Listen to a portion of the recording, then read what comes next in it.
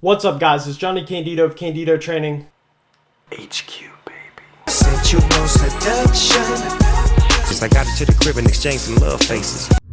Today's video is on something that I touched on a while ago, and that's on how to deal with a bad workout. But that video was on more of what to do moving forward, on figuring out one thing that you want to adjust, and then also mentally maintaining a good attitude.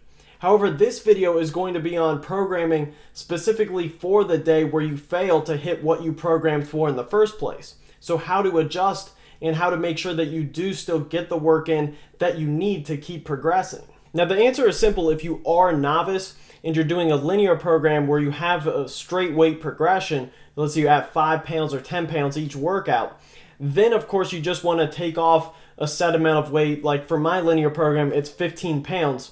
And then just finish up that workout. Now that's obvious, and that's something where if you're a beginner, that's all you need to do. You want to keep it simple. You don't want to do anything that you can mess up. However, if you are an intermediate to advanced lifter, then things can be a bit different.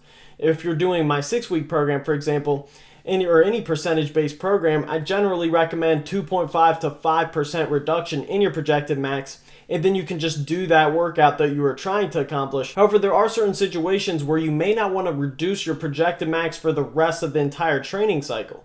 And this is usually if you just have one specific detail that you did incorrectly. Like in my recent workout I've had, my belt I loosened it and it just wasn't tight enough, so I really wasn't getting anything out of it. So I knew I needed to make that adjustment, and I was going to do that next workout. However, since I don't want to lower my projected max, I still need to do something to finish this one. And I could have still used that lowering the projected max, then finishing up the workout method. But the thing is, psychologically, that just wouldn't have been motivating to me personally. In these situations, what I do is I actually have a set where I have variations of the exercise within one set. So what I mean by this is, I'll give an example, is on the back squat, I did one regular squat rep, then I would do 2 bottom half squats, then 1 regular rep, then a pause rep, and then a regular rep again.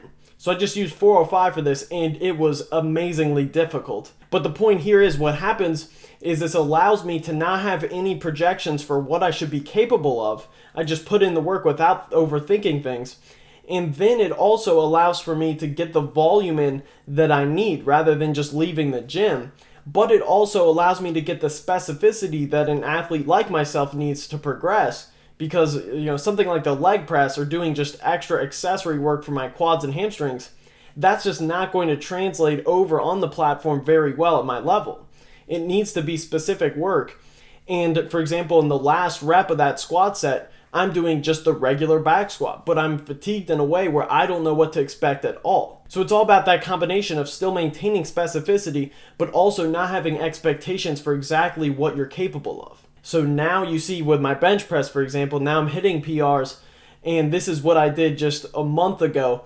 I was having still a bad workout or two, and I would do this and still keep my volume up high due to that. It's not about seeing immediate results, it's about accumulating volume over time. And then once you hit PRs, it's not because of anything you did recently, it's actually what you did when you were struggling, when you were hitting plateaus. It's the fact that you kept going, that you kept accumulating volume, so then you could back off and super compensate and then realize your potential. So that's it, guys. Make sure to like the video, support the channel, subscribe if you haven't already, and thanks for watching, guys. Peace. I walk up in the stank 100 deep, I gotta get it, ain't no sleep because I got a son to feed. Some of her and some of me, that's a simple summary. They talk behind my back because they know they ain't in front of me. We fall is what they wanna see. My mama said pray. Man, fuck a shooting star.